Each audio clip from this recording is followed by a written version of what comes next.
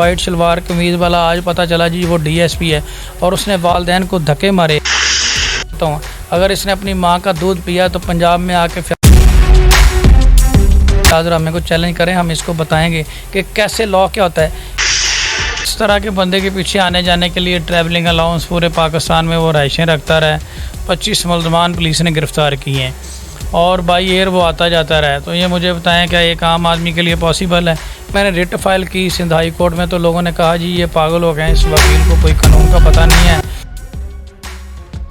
कहाँ से कट लगा और कहाँ से पोस्टमार्टम किया गया इंटरव्यू का। मैं 2006 में पैदा हुई, उसके मुताबिक 16 साल उम्र बनती है। इंटरव्यू में विक्ट्री बना के क्या शो किया गया है कि एक बूढ़े वालिदैन को आपने हरा के 25 लोग अरेस्ट हुए हैं और किसी बयान का कोई तालमेल नहीं है। कभी वो कहता है जी कि मैं एक ऑफिस सेंटर में काम करता हूँ, कभी वो कहता है मैं माली हूँ। तरीके से वालिदैन को उठा के रद्दी की टोकरी में फेंक दिया और उनको मुलाकात करने का भी हक नहीं दिया गया। घर का जो चौकीदार होता है वही चोर के साथ मिल जाए तो फिर इंसाफ कहाँ से मिलेगा? तो ये सारे 376 में बुक हो जाने थे। ये जो माफिया है इसके साथ फ़ाइट करना बड़ा मुश्किल काम है।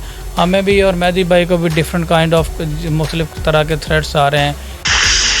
और संडे वाले दिन रात के 2 बजे वो यूनिवर्सिटी पहुंचती है और उसको यूनिवर्सिटी खुली मिल जाती है और वहां से उसको एक फरिश्ते की शक्ल में एक लड़की मिलती है जो उसको अपना मोबाइल देती है और वो उस मोबाइल से ज़हीर को फ़ोन करती है। सारे नाज़रीन, जैसा कि आप जानते हैं मेरे साथ मौजूद हैं वन एंड ओनली फ़याज़ रामे साहब। इनसे बातचीत करते हैं और जानते हैं कि ये जो दुआ ज़ारा का केस है इसके मुताबिक ये क्या कहना चाहते हैं और ये हाल ही में जो इंटरव्यू दुआ ज़ारा और ज़हीर का हुआ है उसके बारे में सर क्या कहना चाहते हैं? अस्सलाम वालेकुम। जी वालेकुम अस्सलाम। अच्छा सर बताइएगा ये कि ये जो इंटरव्यू हुआ है इसको किस नज़र से देखते हैं? देखें ये जो इंटरव्यू है ये तो सारी चीज़ें जो है वो एक्सपोज हो गई हैं। एक बीबी जो है जो यूट्यूबर है वो डे 1 से लेकर प्रेडिक्शन कर रही है कि बच्ची पेश नहीं होगी, ऐसा होगा वैसा होगा, और उसकी मोस्टली प्रेडिक्शन जो है वो वैसा ही हो रही जैसा वो कह रही है। तो मुख्तसर सी बात इसमें यही है कि ये एक प्लान इंटरव्यू था। जैसा कि बच्ची जो है उसके नीचे कुशन रखा गया ताकि बच्ची बड़ी लगे और इंटरव्यू के स्टार्ट में जामेशी को प्रमोट किया गया। अगर भी कल्चर जो है वो यहाँ पे नाफज करना चाहती हैं इनको कुछ ऐसे लोगों ने, आपने देखा कि पहले भी ऐसी तहरीकें चलती रही हैं, मेरा जिस्म मेरी मर्ज़ी वाली। तो बेसिकली ये इस कल्चर को प्रमोट करना चाहते हैं और वालिदैन की जो रिट है उसको ख़त्म करना चाहते हैं। बेसिकली इनका मकसद यही साबित करना है इस इंटरव्यू के ज़रिए। देखें सिंपल लव मैरिज अगर होती तो वो लव मैरिज हो गया, स्टेटमेंट हो गया, अदालत ने कह दिया, बात ख़त्म हो गई। उसका जाके चर्चा करने का मकसद ही ये है कि इसको ऐसी कहानी बना के पेश करना कि ये वीर ज़ारा है जो 100 सालों तक याद रखी जाए और ये कहा जाए कि इसको देख के और भी बच्चियां घरों से निकलें। वीडियोज़ में बच्ची जो है उसको प्रेशराइज़ किया हुआ है सारा मामला है। और 14 साल की बच्ची अगर देखा भी जाए तो बड़ी अदालतों में तो ऐसी बच्चियों के स्टेटमेंट होते ही नहीं। पिछले दिनों तो सुप्रीम कोर्ट ने 18 साल से नीचे जो स्टेटमेंट था उसके ऊपर वैसे पाबंदी लगा दी थी और बहुत सारे जजेस जो थे वो 164 की स्टेटमेंट लिखने से पहले डरते थे, स्टेटमेंट नहीं लिखते। लेकिन अब ये फिर मामला शुरू हो गया कि एक बूढ़े वालिदैन को आपने हरा के यही एक माशरे में बैड एग्जाम्पल सेट की है। तो अभी तो केस मौजूद है और ये वही लोग हैं जो कहते थे कि बच्ची प्रोड्यूस नहीं होगी, कभी भी 2 साल तक प्रोड्यूस नहीं होगी, और आपने देखा कि अल्हम्दुलिल्लाह बच्ची प्रोड्यूस हुई। प्रोसीजर ऑफ लॉ इनको फॉलो करना पड़ा। अनफॉर्चुनेटली वहाँ पे जो सिंध पुलिस थी उन्होंने अपने आईजी का बदला निकाला और बदला जो है वो बूढ़े वालिदैन और बेटी से लिया इससे, और एक प्री प्लान वहाँ पे स्टेटमेंट करवा के और बर्थ सर्टिफिकेट होने के बावजूद जो है वो इंसाफ के बेसिक तकाज़ों को जो है वो इग्नोर करते हुए जो है वो उसको मेडिकल करवा के तो फ़ारग कर दिया गया। अपनी उम्र 18 साल लिखवाई है। सिंध हाई कोर्ट में उसने बयान दिया कि मेरी उम्र 17 से 18 साल है और इंटरव्यू के दौरान वो कहती है मैं 2006 में पैदा हुई, उसके मुताबिक 16 साल उम्र बनती है।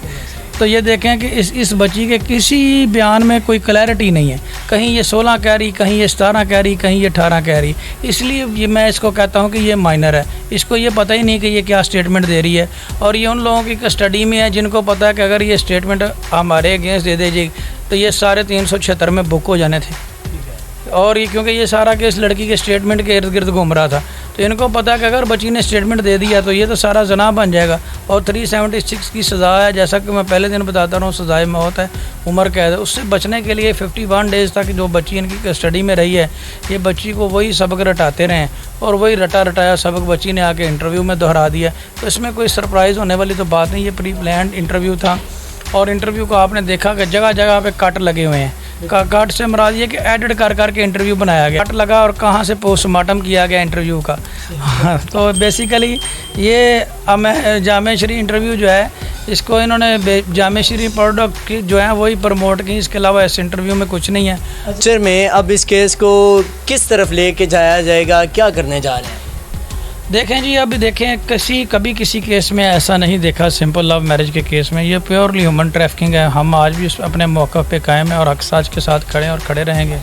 और आपने देखा कि बेस्ट एफर्ट्स की इस केस में। ये जब केस मेरे पास आया था 164 का बयान हो चुका था और ये केस बिल्कुल मुर्दा हालत में मौजूद था। फिर मैंने निकाहनामे की वेरिफिकेशन करवाई, निकाहनामा जो था उसकी तस्दीक करवाने के बाद पता चला निकाहनामा जाली है, बंदे अरेस्ट करवाए।